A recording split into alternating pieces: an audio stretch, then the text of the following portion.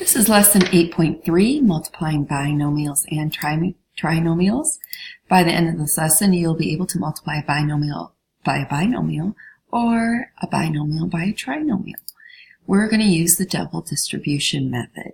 You already know how to distribute when we have one number up front. Now we're going to see how we do that process. If we have two numbers, three numbers, we're going to get more and more complicated. So our first example here, we have a binomial times a polynomial with 4 terms. How are we going to multiply these two things together? Well, it's really quite simple. We're going to break our binomial down into two pieces. We're going to take the first term, the 6x, multiply it by everything in the second polynomial, and then we'll take our second term, the plus 3, and multiply it by everything in the polynomial. It's that simple.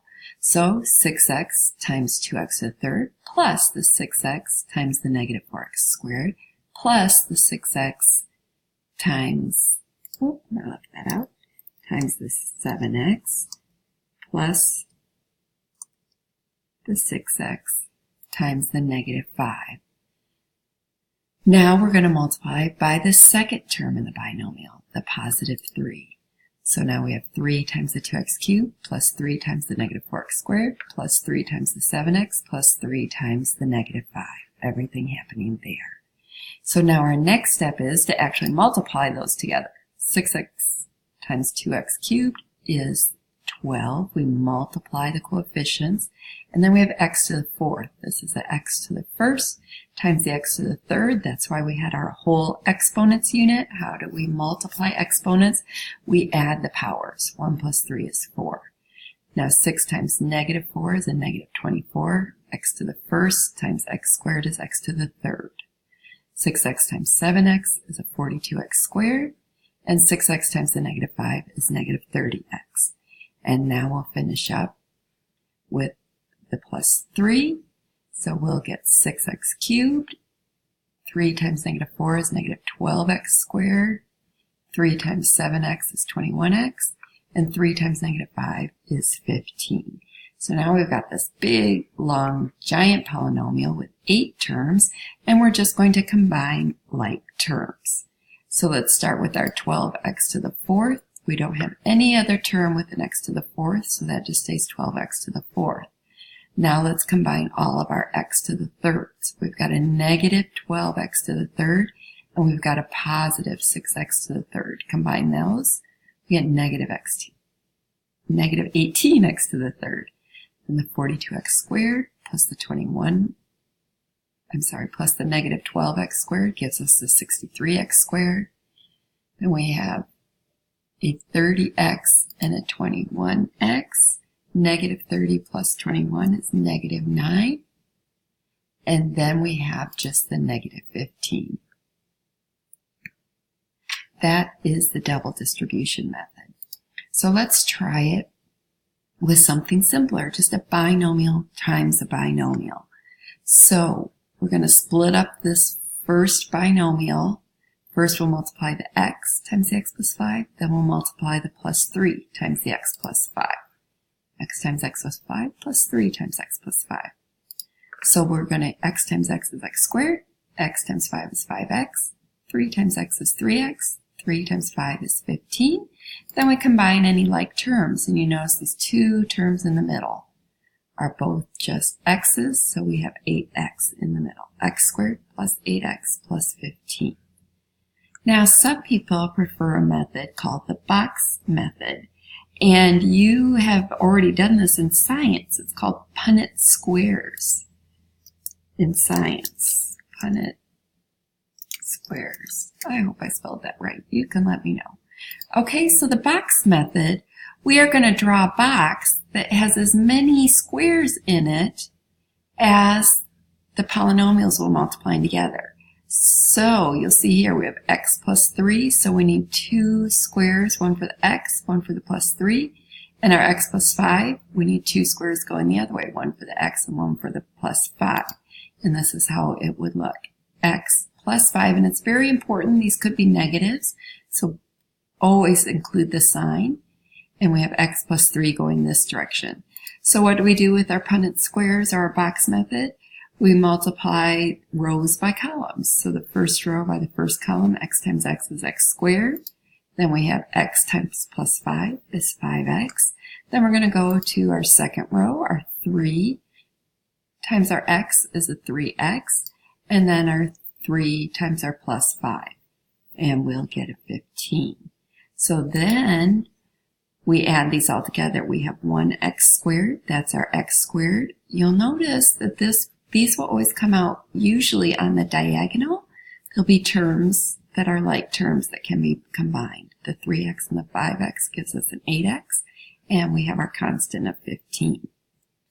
Now, what does multiplying binomials allow us to do? It allows us to do things like this word problem. The word problem says the length of a swimming pool is x plus 3, and the width is 2x minus 8. Find the area and the perimeter of the swimming pool in terms of x. I'll add that in there, in terms of x. So we're not going to get a number. We're going to get a polynomial that has x's in it. So the first step, we're going to draw a picture. Here's our picture of our swimming pool.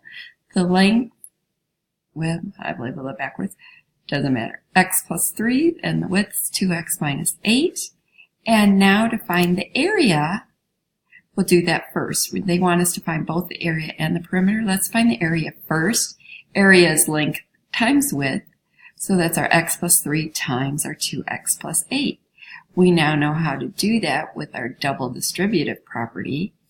So x times 2x is 2x squared, x times negative 8 is negative 8x, 3 times 2x is 6x, and 3 times negative 8 is negative 24. Combining our like terms in the middle, there we have 2x squared minus 2x, because negative 8x plus 6x is negative 2x, minus 24. Again, I'm going quickly. You can pause the video at any time. Now that we've found our area, we can find the perimeter. How do we calculate the perimeter? We add together the four sides. Side A plus B plus C plus D. It doesn't matter which side you say is side A. This shape has four sides, so we're adding up the four sides. I just labeled them A, B, C, and D to not get confused with all the other letters and numbers we have. So let's say our first side, side A, is up here at the top, the 2x minus 8. Then we'll add on our side B over here to the right, our x plus 3. Then we'll add our side C, which is down here at the bottom, 2x minus 8. And then our side D is over here at the left, the x plus 3. Okay, now we're adding, which means we're combining like terms, which means none of the powers are going to change. Like terms, again, it's like combining our Halloween candy, putting all the Snickers in one pile, all the Sour Patch Kids in another. We're just adding up how many we have. So we have 6 x's. We have a 2x plus 1x plus 2x plus another x. 6x, and then I have a minus 10. Negative 8x plus 3 minus 8 plus 3. So our total perimeter is 6x minus 10. And you can just see that also in the picture here. 2x plus x plus 2x plus x is our 6x. And then combine all the constants and you get the minus 10. Now the other thing we can do is find area of shaded regions. This is an example of something you would see on your tests coming up.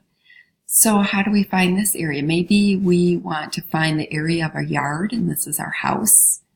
In the middle of our yard, how much grass do we have to mow, or maybe how much sod do we have to go buy to lay down grass if we've just built a new home? Okay, so first we're going to find the area of the larger green square, and then we'll subtract out the area of the smaller rectangle inside of it. And that will give us the area of just the shaded region, maybe just the amount of sod we need to buy to lay down at our new house. So first let's find the area of the green rectangle. So the area of the green rectangle is one side is 2x plus 4, the other side is 3x plus 6. Here's our 2x plus 4 times 3x plus 6. Using the double distributive property, we have our 2x times the 3x plus 6, and then the 4 times the 3x plus 6. We multiply that out, 6x squared, 2x times 6 is 12x, 4 times 3 is 12x, and 4 times 6 is 36. Now we combine any like terms. We have 6x squared plus 24x plus 36 because we were able to combine these two middle terms.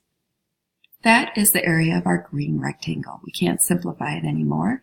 So now let's go ahead and find the area of our white rectangle. The sides of our white rectangle are 3x minus 1 and 2x minus 1. So we're going to go ahead and multiply those together using the double distributive property.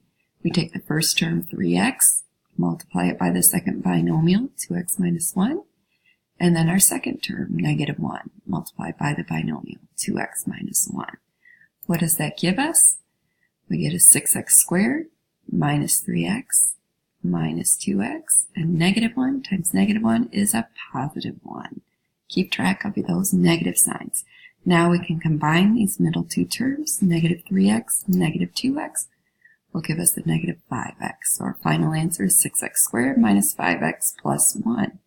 So now we found the areas of our two shapes. The next thing we want to do is find the area of the shaded region. We're going to find that by subtracting. We're going to start with the largest green rectangle and subtract out the area of the smaller white rectangle. So the area of our green rectangle we saw over here was 6x squared plus 24x plus 36. And our smaller white triangle, we're going to subtract the 6x squared minus 5x plus 1. Now, did you notice that I put these both in parentheses?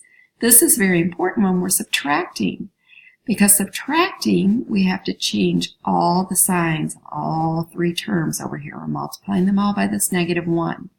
So we're going to have a negative 6x. A negative times the negative 5 gives us a positive 5x, and then the negative times the positive 1 gives us the negative 1. So you see each sign just switched.